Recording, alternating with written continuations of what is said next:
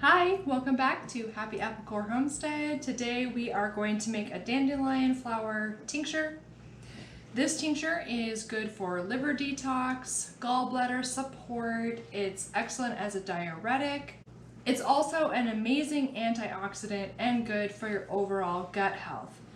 I recommend taking 2 to 3 drops up to 3 times a day. Just give that a start and see how you do. You can increase up to 3 dropperfuls 3 times a day, but start slow. I'm going to show you how to make this. If you are not sure how to best harvest dandelion petals, please, you can see my wine here. Check out my wine video. In the very beginning of the video for making dandelion wine, I show you the best way to harvest dandelion petals.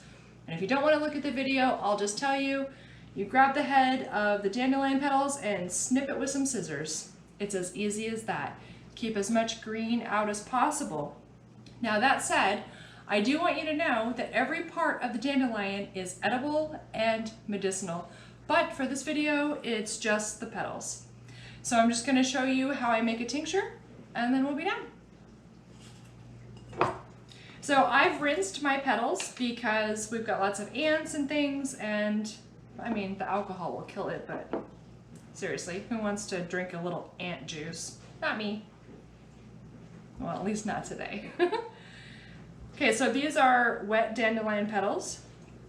They've been cleaned, and it's okay that they're wet. And also, they're fresh, right? So tinctures, it's best if you use fresh plant material. For oils, you want to use dried. Okay, but this is a tincture, and it's perfectly okay and really advisable to use fresh plant material. So I'm going to fill this, oh gosh, well, I washed a little bit more than I need. I pretty much want this to be halfway full. It's a little bit more than halfway full, but that's okay because the alcohol will compress it down. After this, you want to fill the jar completely full with 100 proof vodka. You can use other 100 proof alcohol if you want to. For this, please don't use Everclear unless you're going to do the math and add water. And we're going to fill it up all the way to the very, very top.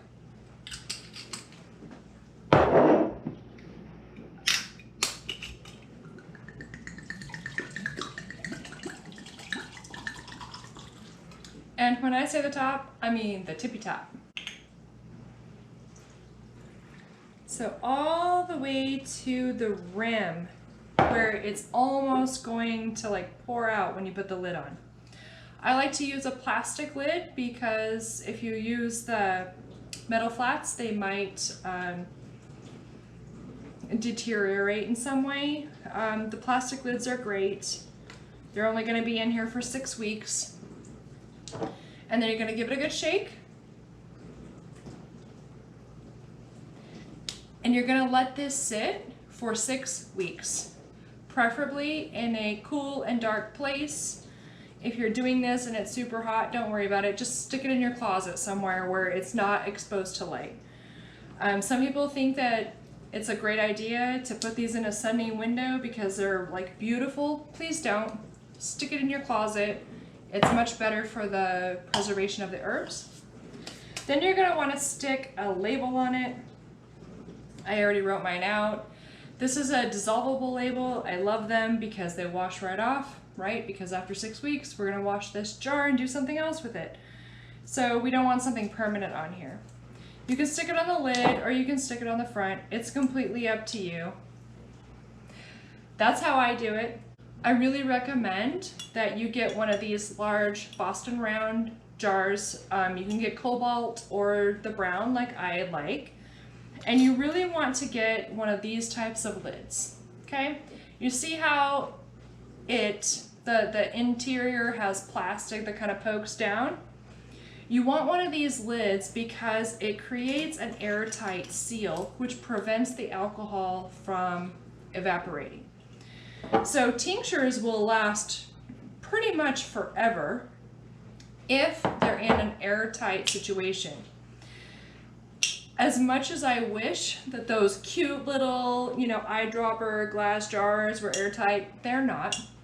And so you can't store them in individual little bottles like that. So store them in one large jar, and as you need it, come into the big jar and put them into the droppers.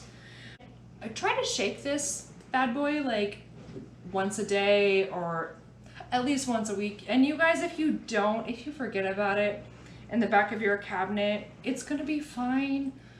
But, let's just give it the, best chance possible. Set a reminder on your calendar to do the straining. After 6 weeks, and you will want to check on it, make sure, if it gets low, if the alcohol gets low for whatever reason. Sometimes these lids are not airtight. And if you let it go for 6 months, that alcohol can evaporate out. That is going to damage your plant matter and your medicinal benefits. So make sure that you are checking on this regularly to make sure that the alcohol level is not low. And then after 6 weeks, you're going to want to strain it. You can use a fine mesh sieve, or for me, I actually like to use a jelly bag because it gets every little bit of the plant material out. And that's it, you guys. That is the dandelion flower tincture. Just remember, all parts of the dandelion are edible, medicinal, and useful for all types of things. But just today, we're working on the petals.